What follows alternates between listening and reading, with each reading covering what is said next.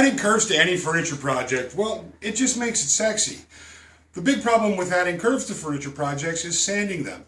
With an oscillating spindle sander, it makes it really easy, but they're a little expensive, and there are some places in the world where you just can't get your hands on one. So building one is a viable option for a lot of people.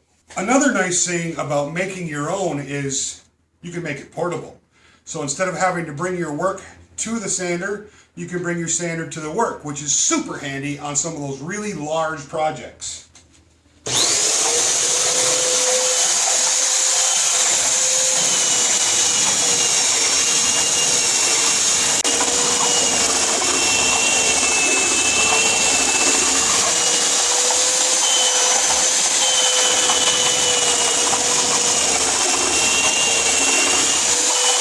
Now, while I'm still in the experimental stages with this, the drill is doing great. It's running everything just fine. There's no problems. It's not even warming up. Another nice option for making your own is you can adjust the stroke. So you can have a shorter stroke or a longer stroke, depending on what you need.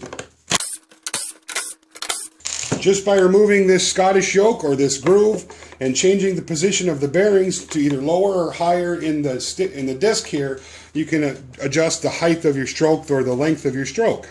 There's a little metal work in this, and I know that intimidates a few people, but if you've got an angle grinder with a metal cutoff wheel, a drill press, and a tap or a thread cutter, half-inch thread cutter, and a couple of small taps, that's all you need to build this other than normal woodworking tools.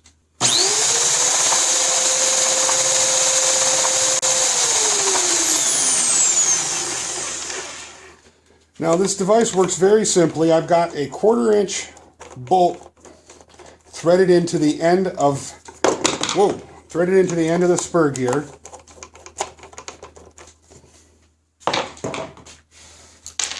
And then a little notch cut out of it with the plate, and that holds that thing in position.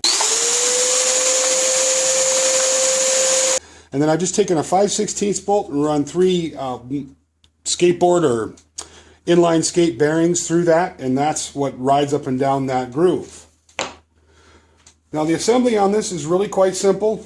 There's a bearing, there's a bushing, there's the worm drive, and then there's a bushing, and then there's another bearing.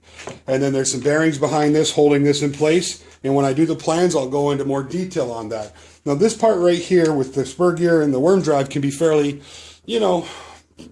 intimidating, I suppose, for lack of a better term, if you're not familiar with these.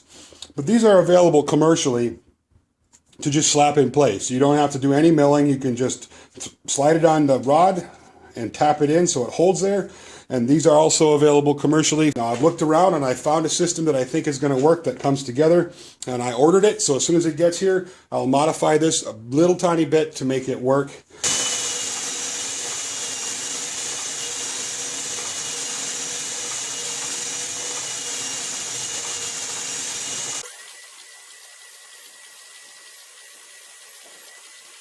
And with plans and the right parts, you could build this in an afternoon. I do need to do a little bit of work on the tracking system and the drill mounting system, because there is a little bit of vibration going on, but that's because of the tracking here. I threw that together quickly. So when I get everything put together and the plans all done, I will have all this information, and I'll have links where you can pick up these. And these are the spur gear and the worm drive. And they'll just be, you can slap them right onto the 1/2-inch rod that's runs this whole mechanism, and drop them in place. That's all you'll have to do. So there's no milling or machining work, or if there's anything to do, it'll just be putting a tap in. So real simple stuff. And this is performing really well. I had some questions about the drill. The drill is a 9 amp Hitachi D13 VF, and I've been using this thing for 2 years now, and I've never had any problems with it. And I'm really happy with the performance on this. But I wanted to shoot this quick update to kind of show everybody what's going on in the works, and how well it's been working and some of the different features that it has. Now obviously you can change the spindle size by I can change the spindle size. I'll just make some different plates with some different size diameters and some different size spindles, probably all the way up to like 4-inch, and it's that simple.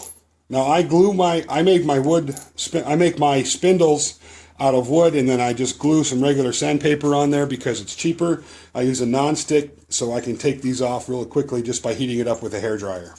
So that's how this whole system works. It's not overly complicated, and I found the parts that I'm looking for that I can get in good quantities and that will work well for this. So as soon as I get them in, I will redesign how this assembly goes together, and then I will put plans up available for this particular system by itself. And then also you'll be seeing some more drill power tools from me here very quickly, and we're getting pretty close to the end. There's about 4 or 5 more that I want to test, and then we'll do the big build, the Izzy multi-tool build, which will be a fun project. I'm not sure I'm going to include the spindle sander in that build itself, but I will make plans available, and I'll make sure that there are links for all the parts and components. I'll do a how-to build video, and I will make it very easy for anybody who's interested to put this together.